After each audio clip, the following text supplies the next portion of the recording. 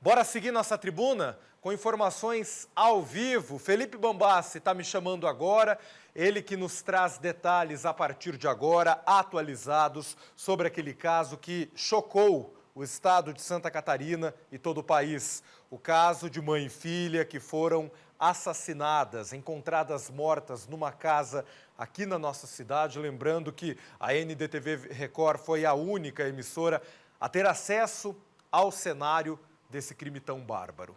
E aí, Bambassi, o que temos de novidades na investigação desse caso? Boa tarde.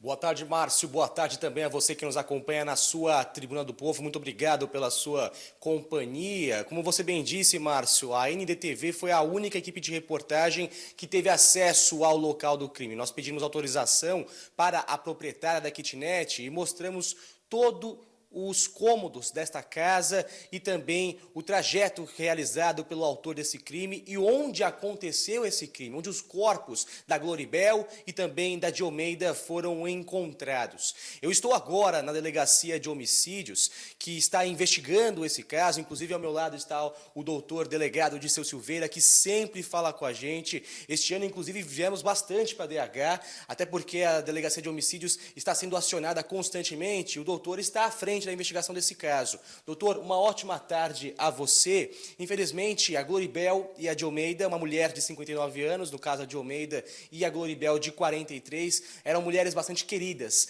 No bairro Petrópolis, ali zona sul da cidade, estavam alugando também uma kitnet e junto morava também o que seria o autor desse crime, companheiro da Gloribel, homem de 46 anos, é uma família de venezuelanos, e aí o crime acontece, esse homem some, o bairro está em choque e todo mundo correndo atrás de informações para entender por que um crime tão bárbaro como esse, Márcio, aconteceu aqui na nossa cidade. E digo mais, crime este que teria sido cometido com o uso de uma faca. Boa tarde, então, novamente, delegado Dirceu Silveira, e eu gostaria que você pudesse dizer para a gente algumas informações sobre o que foi possível coletar em campo por parte dos investigadores, que já fazem um trabalho de excelência, desde o começo, quando receberam as primeiras informações a respeito do que havia acontecido. Crime este que pode ter acontecido no domingo, e as informações começaram a chegar na segunda-feira. Ótima tarde a você. Boa tarde. Então, o que nós temos de concreto em relação a esse fato, esses fatos criminosos, nós estamos tratando aqui de um duplo feminicídio de forma qualificada. São eventos que ocorreram possivelmente do domingo para a segunda-feira. Isso é uma informação que nós temos preliminar.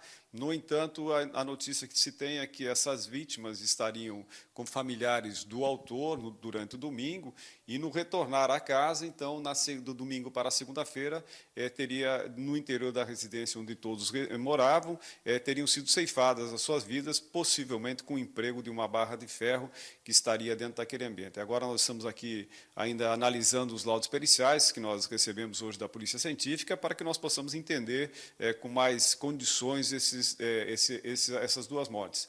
O que se tem de concreto, como eu havia dito, é que havia já uma convivência desse casal há mais de 14 anos, eles são oriundos da Venezuela, estavam aqui em Joinville há cerca de 2 anos, residiam naquele endereço onde ocorreram os fatos há cerca de 1 ano, e havia já uma desavença entre o casal, uma convivência estremecida entre o casal, inclusive com algumas ameaças e até notícias de violência por parte do autor, que culminou na morte das vítimas, então, na segunda-feira, no domingo para a segunda. As vítimas, no caso, quando retornaram para sua residência no domingo, retornaram apenas acompanhada do autor. Existe uma criança de 12 anos de idade, que é filha do autor, que permaneceu na companhia de familiares.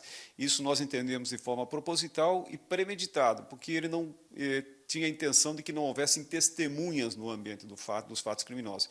E nessa oportunidade, então, com o emprego dessa arma branca, possivelmente essa barra de ferro, ele ceifou a vida das duas vítimas e as abandonou dentro do imóvel, colocando embaixo de uma cama, e saiu do ambiente, esteve no seu local de trabalho por algumas horas, e desde então ele se encontra em local incerto.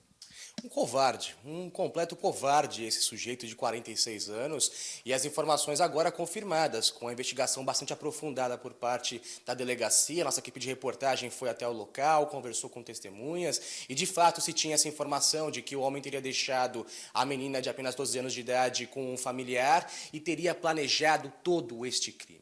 Então ele queria realmente ficar sozinho com a esposa e com a sogra, no objetivo mesmo de executá-las. Ele sabia o que estava fazendo. Ele não tomou uma atitude naquele momento, ele planejou tudo isso. E quando ele fica sozinho, ele começa a partir para cima dessas mulheres, que indefesas começam a gritar, a correr pela casa, até que no quarto ele acaba matando essas mulheres, provavelmente com o uso realmente de uma faca. Os corpos são deixados debaixo da cama, cobertos com um cobertor, e na sequência o homem sai da casa como se nada tivesse acontecido. Mas é claro que a Polícia Civil não só tem a identidade desse sujeito, mas também está apertando o cerco e está analisando imagens de câmeras de monitoramento, conversando com testemunhas, realizando o trabalho de campo necessário para coletar o máximo de informações necessárias para embasar este inquérito policial e chegar neste homem e encontrá-lo realmente, saber onde que está esse sujeito para poder interpelá-lo e surpreendê-lo. Esse é o objetivo agora da Delegacia de Homicídios, é poder encontrar esse sujeito. A conclusão do inquérito policial, nós estamos ainda numa fase preliminar, com as oitivas de testemunhas juntadas de laudos periciais e consequentemente, de provas técnicas em relação aos fatos criminosos e, obviamente, que medidas cautelares deverão ser ajuizadas em relação à pessoa do autor, para que nós possamos, então, na sequência, localizá-lo e que ele possa responder pelos crimes praticados. É aguardado também esse trabalho da perícia, né, doutor? Como você bem frisou, é importante que todo o material seja analisado, seja a possível faca, a arma utilizada no crime, né, como a gente está supondo aqui que teria sido dessa forma, e também a análise desses corpos, da Diomeida e também da Gloribel. E é uma informação importante também que a Delegacia de Homicídios trouxe para a gente, é dessa possível desavença. Vale dizer, Márcio, que como eu estive no local, eu conversei com algumas pessoas, alguns vizinhos, as mulheres eram super simpáticas, sorridentes, extrovertidas, gostavam de se comunicar e, de repente, de uns dias para cá, elas começaram a ficar mais, digamos, inquietas, menos comunicativas, menos abertas às conversas, ficando mais no mundinho dentro da casa. Então, há informações ainda que somente as vítimas e a menina de 12 anos sabem.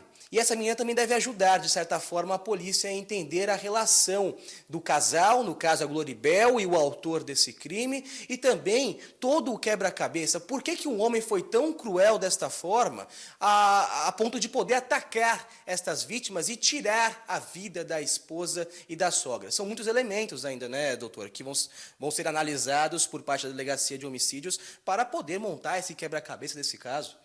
Não, na verdade, não existe nenhuma dúvida em relação à questão da autoria do crime. O que nós precisamos entender um pouco mais aprofundado é a dinâmica dos eventos criminosos, como é que eles se deram no interior dessa residência, por isso nós aguardamos a conclusão dos laudos periciais, principalmente do local de crime, e as oitivas de algumas testemunhas. Não há intenção, inicialmente, da Delegacia de Homicídios entrevistar essa criança, até porque se trata de uma criança de 12 anos de idade, possivelmente traumatizada com os eventos criminosos. Nós temos outras formas de conseguirmos algumas informações que são interessantes para o inquérito policial, mas o fundamental é que não há dúvida nenhuma em relação à autoria dos eventos criminosos, a motivação, existem algumas informações, mas elas precisam ser concretizadas em relação aos fatos criminosos. Delegado Dirceu Silveira, da Delegacia de Homicídios, muito obrigado, como sempre, por falar aqui com a Tribuna do Povo. E é claro que vamos seguir acompanhando o passo a passo desse caso e trazendo as novidades para você que está aí em casa acompanhando a gente aqui na NDTV. Márcio, volto com você. Bambassi, te ouvindo, me surgiu uma dúvida aqui, aí eu aproveito a presença do delegado para a gente esclarecer, porque, como dissemos agora há pouco, é um crime que chama a atenção de todo o nosso estado, do país também. Cidade Alerta Nacional ontem repercutiu a morte de mãe e filha venezuelanas. Ainda são informações preliminares, Bambassi, mas acredito que o delegado, que esteve também no local desse crime tão brutal, já tem alguma informação sobre o que exatamente foi utilizado para o cometimento desse crime? Ele cita aí também a utilização de uma barra de ferro, então essa também é uma hipótese levada em consideração pela polícia, que elas tenham sido mortas com uma barra de ferro? Doutor, eu vou passar uma pergunta para você, realizada do nosso estúdio. O Márcio Falcão está acompanhando toda a nossa entrevista, as informações, e ele gostaria de saber se houve o emprego também de um uso de uma barra de ferro para a execução desse crime, além da suposta faca.